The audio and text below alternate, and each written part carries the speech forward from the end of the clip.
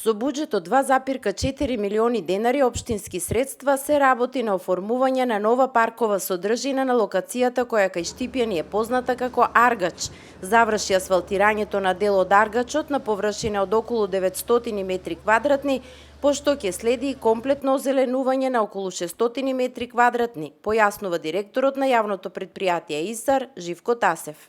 Зелените површини ќе има повдигање на нова зелена површина, збогатена со нови декоративни садници и цветен насет, каде што ова мало место од 550 до 600 квадрати ќе направиме мало каче за одмор на граѓаните од страното Подраче.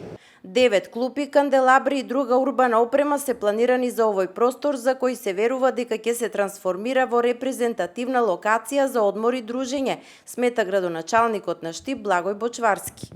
Инвестицијата е некаде 1,8 милиони денари само на паркот и некаде околу 600.000 денари на улицата и паркиралиштето. Така што вложуваме 2,4 милиони денари во центарот на градот, заради тоа што овој дел мора да биде со еден нов модерен лик, урбан лик, каде што ќе има и канделабри, ќе има и нови клупи.